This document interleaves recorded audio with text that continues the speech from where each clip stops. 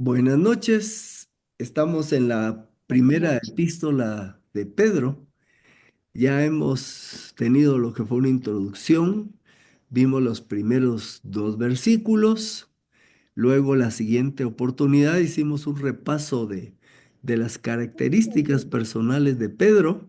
Y ahora pues vamos a continuar y vamos a trabajar el versículo 3 del capítulo uno. Vamos aquí a programar el paso de las diapositivas. Ahí estamos. Y como dije, después de haber hecho un recorrido alrededor de las características personales de Pedro, vamos a continuar con el texto y vamos a entregar el tiempo en las manos del Señor. Padre, te damos gracias porque estudiar tu palabra para nosotros es un privilegio poder accesar a lo que tú nos has revelado a través de estas páginas del Antiguo y el Nuevo Testamento, pero también reconocemos de que son alimento para nuestra mente y nuestro corazón. Y te damos gracias porque nos dejaste una lámpara en nuestro camino que nos guía en nuestra vida diaria. En el nombre del Señor Jesús oramos. Amén. Amén. Pues bien, dice el versículo 3: Bendito sea el Dios y Padre de nuestro Señor Jesucristo, quien según su grande misericordia nos ha hecho nacer de nuevo para una esperanza viva por medio de la resurrección de Jesucristo de entre los muertos. En la introducción mencionábamos que esta epístola está escrita en un griego fino, por así decirlo, ¿verdad? Y algunos argumentaban de que Pedro no podía ser el autor, porque Pedro era un pescador, un hombre, no era un hombre letrado, ¿verdad? Sin embargo, pues, cuando ustedes ven en Hechos que ellos presentan su defensa ante las autoridades judías, ellos mismos reconocen que tanto Pedro como Juan habían sido discípulos del Señor por la calidad con la que estaban ellos presentando el Evangelio. Pero también mencionamos que uno de sus apoyos había sido Silas, y Silas se considera que era un hombre que tenía un buen manejo del idioma, una buena cultura, y posiblemente con su apoyo, pues también produjo un nivel de calidad en la escritura. Y lo vemos por las oraciones y cómo las construye, que va viajando de uno a otro lado. Así que vamos a hacer lo que hemos hecho otras veces, ir desglosando el versículo. Lo primero que dice Pedro aquí es una expresión de adoración y alabanza. Bendito el Dios y Padre de nuestro Señor Jesucristo. Si alguien se merece la honra y la gloria, precisamente es Dios, el Dios y Padre de nuestro Señor Jesucristo, porque de Él vino la iniciativa de la redención, y por eso Pedro lo reconoce como tal. Agrega que este Dios y Padre de nuestro Señor Jesucristo nos ha hecho nacer de nuevo. Esa palabra nacer de nuevo, en el idioma en que se escribió esta epístola, que es griego, ahí se las pongo en verde, es Anán Genao. Y el significado es precisamente nacer de nuevo. Pero como tiene esa partícula al principio, Anán, eso da una idea más clara que dice nacer de nuevo, propiamente anoto aquí, nacer de arriba. O sea, se está refiriendo a que este nuevo nacimiento es de un origen divino. Y alguno podría decir, bueno, pero ¿y esta palabra es original aquí que por primera vez la presenta Pedro? No necesariamente. A su derecha les coloco la cita de Juan 3:3. Cuando Jesús se entrevista con Nicodemo, Nicodemo, que era uno de los líderes judíos, miembro del Sanedrín, que vino a platicar con Jesús por la noche. Cuando Nicodemo le dice a Jesús, pues tú de plano provienes de Dios, porque las señales que tú haces, solamente alguien que venga de parte de Dios puede hacerlo. Y Jesús le deja ir una respuesta interesante. Jesús le contestó, en verdad te digo que el que no nace de nuevo no puede ver el reino de Dios. Y el término aquí, nacer de nuevo, es precisamente la palabra genao, que si ustedes ven a la par, es la misma palabra. La de aquí de Pedro tiene un prefijo que es ana, que quiere decir arriba, ¿verdad? Pero quiere decir nacer de nuevo. Así que Pedro está afirmando que los creyentes han nacido de nuevo, obviamente una obra de parte de Dios. Ahora, nos podemos hacer una pregunta, bueno, ¿quién produce el nuevo nacimiento? A la luz de lo que dice Juan capítulo 3, aquí les pongo la cita, cuando él está hablando con Nicodemo, ¿verdad? Que Nicodemo le entiende mal a Jesús. Mm, Le dice a Nicodemo, ¿cómo eso de que nacer de nuevo? ¿Puede acaso un hombre viejo, ya Nicodemo era algo así como yo, digamos, ¿verdad? ¿Puede acaso volver al vientre de su madre y nacer otra vez? Y Jesús le aclara, no, no, no, no. Lo que nace de la carne, carne es, pero el que nace del espíritu, espíritu es. Y en este versículo dice, así es todo aquel que es nacido del espíritu. El autor del nuevo nacimiento, quien hace esa obra en el creyente, es el Espíritu Santo. Ahora una pregunta. Me atrevo a decir que de los que estamos en este estudio, un buen número, cuando éramos patojos, no se usaba mucho esa frase nuevo nacimiento. Hablábamos de creer en Cristo, de recibir a Cristo. Se utilizó la palabra, que alguien les dijo, yo acepté a Cristo, decían, ¿verdad? Pero no hablábamos mucho, o sea, así está en la Biblia, pero en nuestra jerga común cristiana, no hablamos del nuevo nacimiento. Entonces la pregunta, ¿y por qué se introdujo o popularizó el término? Es la razón siguiente. Recuérdense que quizás algunos de los que estamos acá somos una primera, segunda generación de creyentes.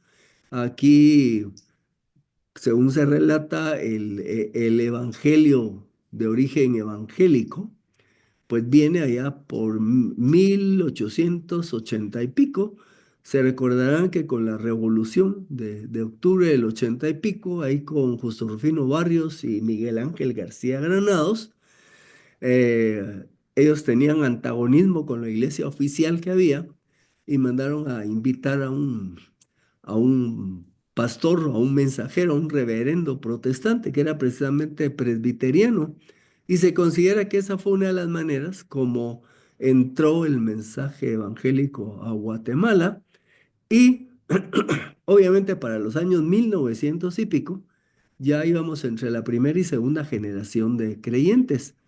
Y empezó a darse el fenómeno de que ya muchos de los que nacieron en el contexto de una iglesia evangélica, pues se consideran evangélicos o cristianos, pero no necesariamente habían tomado su decisión personal por el Señor Jesús. Entonces, con el tiempo, y esto pasó aquí en Guatemala y en otros países, empezó a hacer énfasis en decir que es un cristiano nacido de nuevo. ¿Y qué es lo que quiere comunicar esto? Quiere decir, mire, sí, sí es cristiano, pero usted podría irse a un país musulmán y le dice, ¿quiénes son los cristianos? Todos los que viven en los países occidentales, ¿verdad? Porque así los consideran.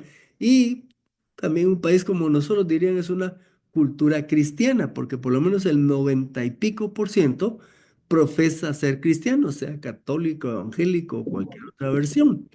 Pero no todo el que profesa ser cristiano necesariamente ha nacido de nuevo. Y entonces por eso se fue introduciendo este término para aclarar que una persona que se está diciendo a sí mismo cristiana lo es por nuevo nacimiento, que tuvo ese momento de creer en Cristo, de recibirle y obviamente por obra del Espíritu Santo ha nacido de nuevo. Por eso empezó a usarse más este término ya en nuestros días.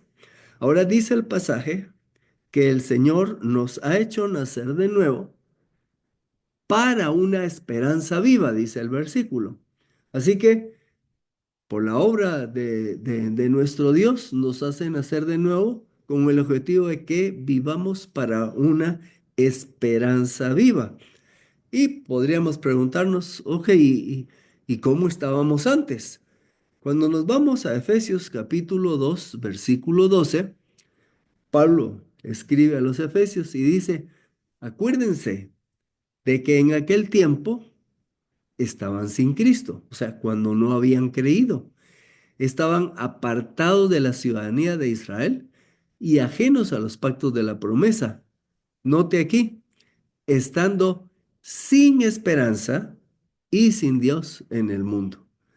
Así que cuando Pedro dice que Dios nos ha hecho renacer para una esperanza viva, pues lo está contrastando porque nuestra situación anterior era una vida sin esperanza. Aquí anoto algo, digo, ¿qué es estar sin esperanza? O podríamos decir, ¿qué es tener una esperanza muerta? Bueno, la pregunta es, ¿qué espera el mundo sin Dios? Y miren, esto es un tema interesante porque ustedes saben que hay gente que se declara atea. Ellos dicen, afirman sustancialmente que Dios no existe, ¿verdad? Que lo único que existe es el mundo material. Y hay otro grupo a la cual se le llama agnóstico. El agnóstico no niega rotundamente la existencia de Dios, pero sencillamente dicen, si hay un Dios, a saber si se puede saber que existe, ¿me explico? A saber. Y viven su vida como que si no hubiera Dios. Ahora, ¿qué espera o qué le espera a un mundo sin Dios? Piensa en esto.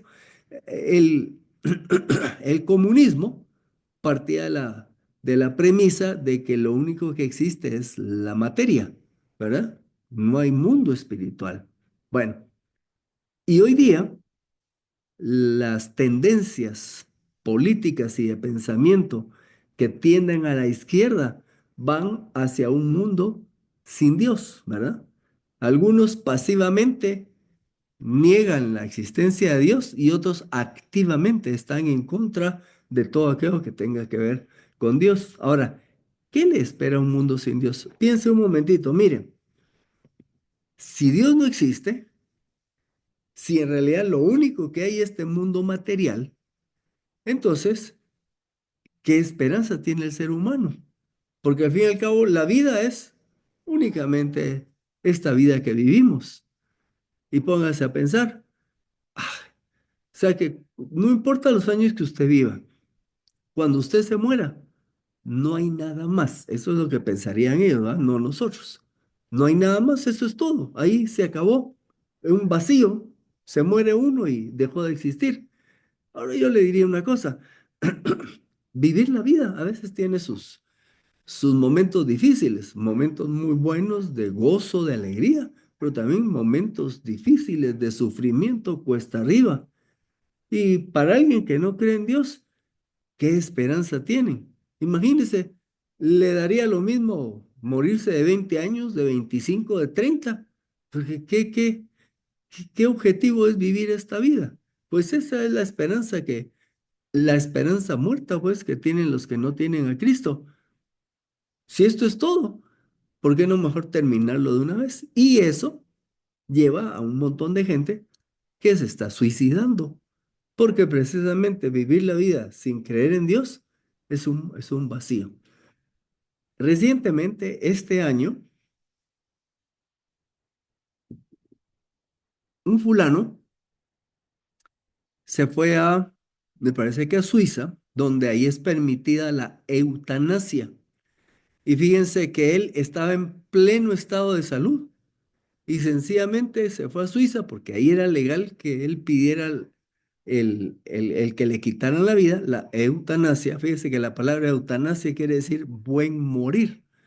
Así que este año estuvo allá, se despidió de sus familias, hizo una serie de reuniones y estando, ya era sesentón, ¿verdad? Pero como él no quería llegar a experimentar la demencia senil y otros problemas de tipo físico que uno experimenta con la edad, eh, pidió que lo mataran. Esa es la esperanza del mundo sin Cristo. Esa es la gran diferencia que tenemos nosotros. Continuemos. ¿Cómo se logró este nuevo nacimiento? Bueno, dice el pasaje que fue por medio de la resurrección de Jesucristo entre los muertos. O sea, la nueva vida que nos da el Padre de nuestro Señor Jesucristo se obtuvo porque Jesucristo dio su vida en la cruz, fue sepultado, resucitó al tercer día y venció a la muerte. Y así fue como nosotros tenemos una nueva vida gracias a que Cristo, a la obra de Cristo y a que resucitó de entre los muertos. De nuevo cito a Efesios capítulo 2. Dice Pablo, en cuanto a ustedes, estaban muertos en sus delitos y pecados, en los cuales anduvieron en otro tiempo conforme a la corriente de este mundo y al príncipe de la potestad del aire, el espíritu que actúa en los hijos de desobediencia.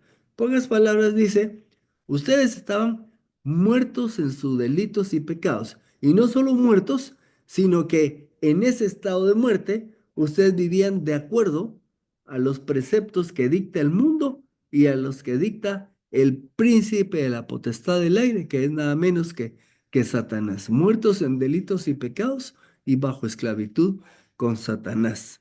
Pero continúa Pablo diciendo, en otro tiempo, todos nosotros vivimos entre ellos en las pasiones de nuestra carne, haciendo la voluntad de la carne y de la mente. Y por naturaleza éramos hijos de ira, como los demás.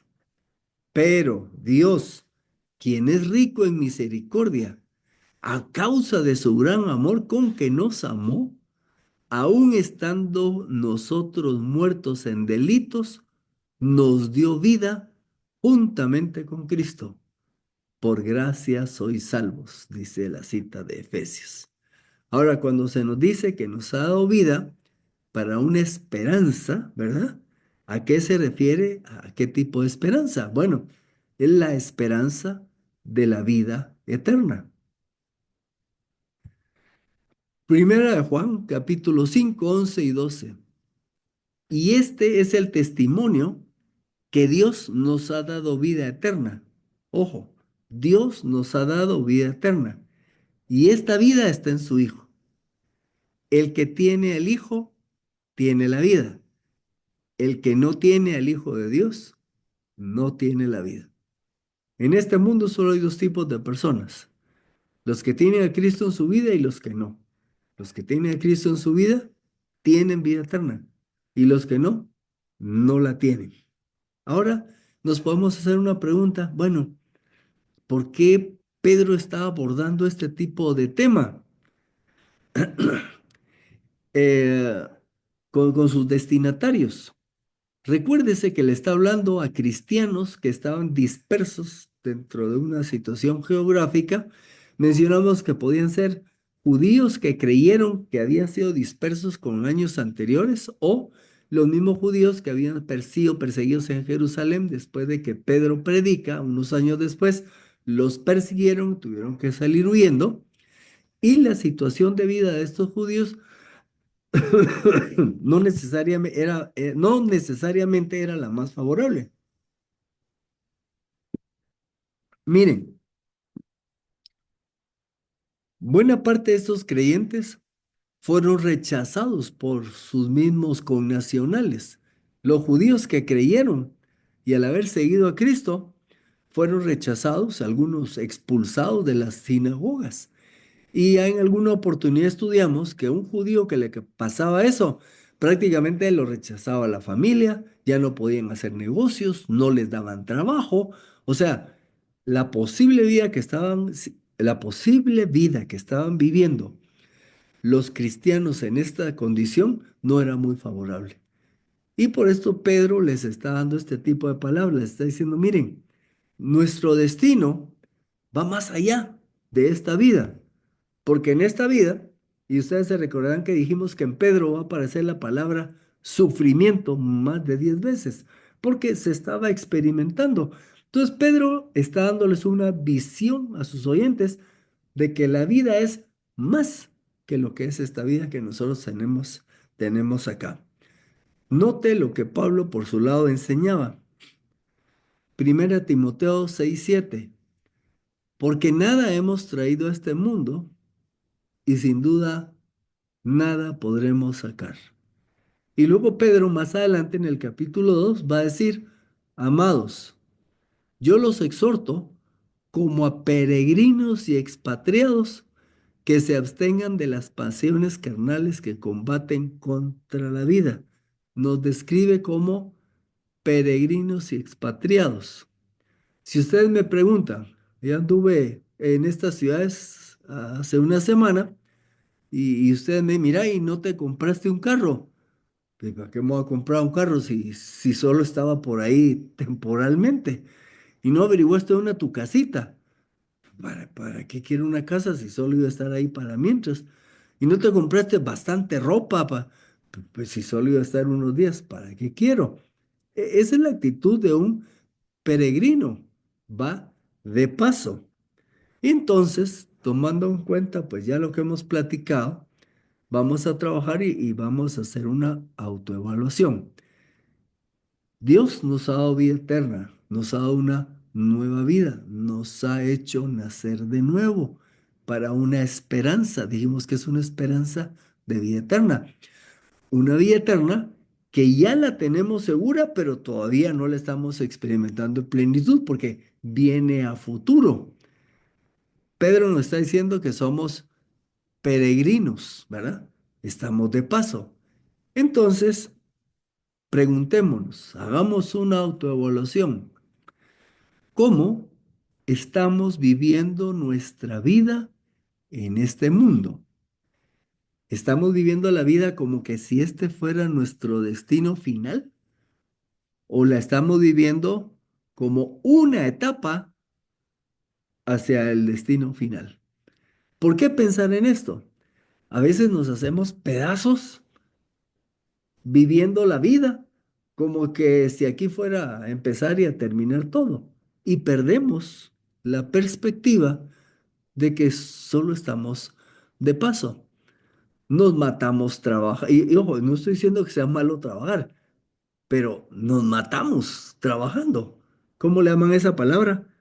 Trabajólico, ¿verdad? Workaholic, le dicen los gringos, ¿verdad? Desde que empieza el día hasta que termina la noche trabajando, produciendo, unos ganando plata, otros trabajando como caballos, pero no producen y ahí van saliendo poco a poco. Descuidamos a nuestras familias, nuestras relaciones con cónyuge, con los hijos, con la familia extendida. Ya no nos da tiempo de congregarnos porque estamos muy ocupados y por eso la invitación es hagamos una autoevaluación con cómo estamos viviendo la vida. Ya vieron lo que dijo Pablo. Miren, no trajimos nada y no nos vamos a llevar nada.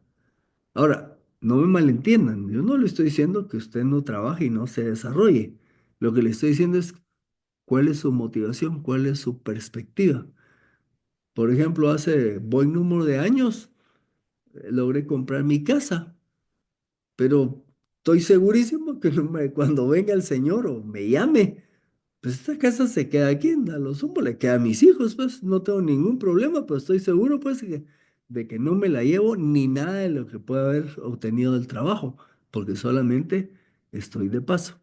Entonces, como sé que estoy de paso, tengo que vivir mi vida tomando en cuenta eso y teniendo el cuidado de no excederme como que si este fuera mi destino final. Lo que tengo que estar consciente es de que este es un punto, una etapa, porque mi destino final es un destino con el Señor, un destino de vida eterna.